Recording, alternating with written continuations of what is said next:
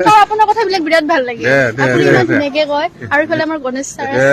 ट्रेक्टराव भटखौ होनो नांला नङा होमबा मादै औ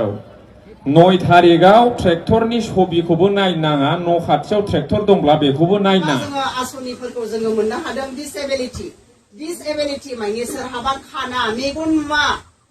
हेलौ गाइस नोंथांमोनखौ आंनि इउटिउब चेनेलाव बयखौबो बरायनाय थाबाय नोंथांमोना आंनि इउटिउब चेनेलखौ लाइक और साबस्क्राइब खालामना हो जेखियानो जासना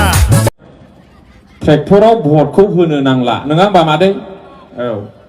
9 तारिखआव ट्रेक्टरनि छबिखौबो नायनाङा न' खाथियाव ट्रेक्टर दंब्ला बेखौबो नायनाङा मिथिबाय हो डाइरेक्ट नांगाल आरोखि ओइदिनखालि एखेबारे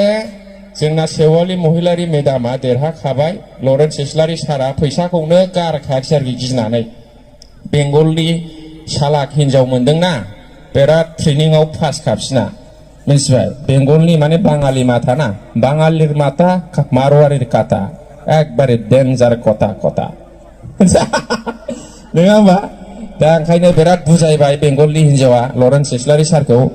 दा माने साहा बायनानै जाहोनोनो गोसो जाला आरोखि दरसि अमा बैसानि अखा नांसो जानानै टाइफयड गोदोनाय बायदि जाबाय जोङो आसनिफोरखौ जोङो मोननो हादों डिसेबिलिटि माने सोरहाबा खाना मेगन मा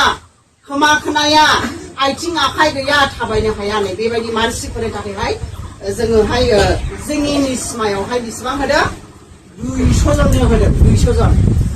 जोंनि निस्मायावहाय 200 जन नाथाय गासै 40टा समस्थियावहाय बेखौहाय होनाय जादों नाथाय जोंनि अनलि माने निस्मायावहाय माने 200टा होनाय जादों आरोखि 200टा होनबा नायदो माबायदि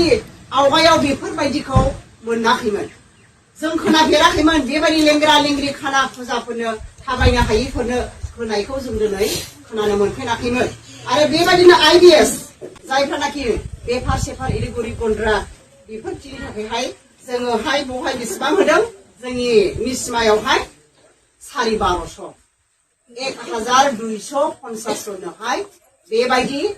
मावनानै माने गरिब गुन्द्राफोरनि थाखायहाय बेबायदि आसनिखौ सासेयाव 10,000 होनाय जादों आरो बेयावहाय सिनियर सिटिजेन होनोब्ला जायफ्रानाखि 60 बोसोर बारबाय 60 बोसोर 1 मास एबा सप्तासे एबा बेबायदिनो बेसेबां होदों सासेयाव 10,000 करि 100 जन होदों जोंनि निस्मायाव 100 जननोहाय होनाय जादों आरो सेल्फ हेल्प ग्रुपआ जोंनि निस्मायाव